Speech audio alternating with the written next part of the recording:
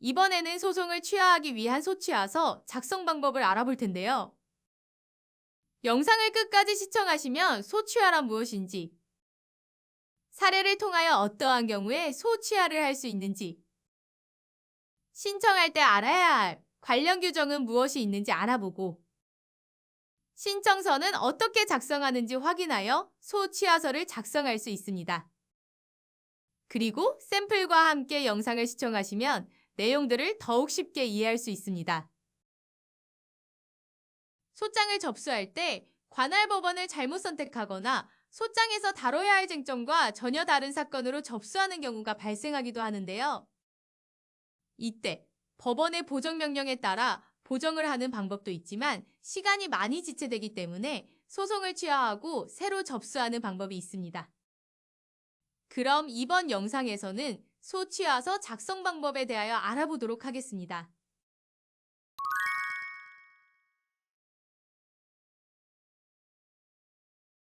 박모 씨는 최모 씨에게 소송을 제기하면서 최모 씨의 주소지 관할 법원에 소장을 접수하였는데요.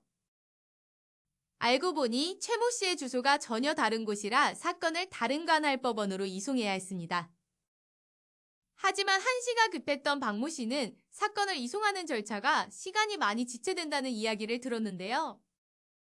신속하게 진행할 방법을 알아보던 중 소를 취하하고 다시 소를 제기하는 것이 더 빨리 진행된다는 사실을 알게 되어 제기한 소송을 취하하고 다시 소송을 제기하려고 합니다.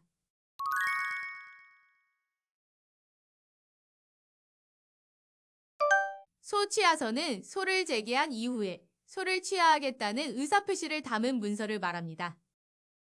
소의 취하는 판결이 확정될 때까지 소의 전부나 일부를 취하할 수 있으나 상대방이 서면을 제출한 경우에는 반드시 상대방의 동의를 받아야 소 취하서를 제출할 수 있습니다.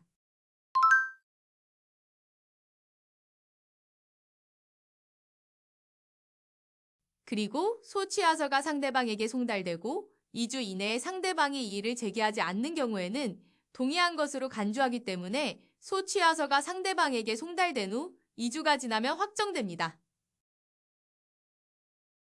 이렇게 일반적으로 소송을 취하하게 되면 이후 동일한 소송을 제기할 수 있지만 판결이 선고된 후 확정되기 전에 취하하는 경우에는 동일한 소송을 제기할 수 없습니다.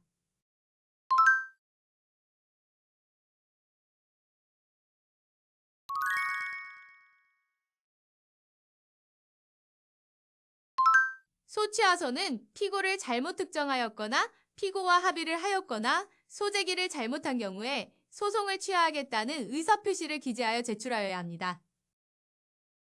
그래서 소취하서를 작성하기 위해서는 가장 먼저 진행 중인 사건 번호를 특정하고 당사자들을 간략하게 표시합니다. 신청 내용으로는 이 사건에 관하여 원고는 소를 취하한다라고 기재합니다. 이때 변론전이라면 상대방의 동의 없이도 소취하서를 제기할 수 있는데요. 하지만 상대방이 서면을 제출하고 변론이 진행된 이후라면 상대방의 동의를 받아야 하기 때문에 피고의 인감 날인을 받은 동의서와 피고의 인감증명서를 첨부하여 소송이 진행 중인 법원에 제출합니다. 만일 상대방이 답변서를 제출한 뒤에 소를 취하해야 할 사정이 발생하였는데 상대방이 동의를 해주지 않는 경우에는 우선 소취하서를 제출하고 상대방이 이의를 신청하는지를 확인하는 것도 하나의 방법입니다.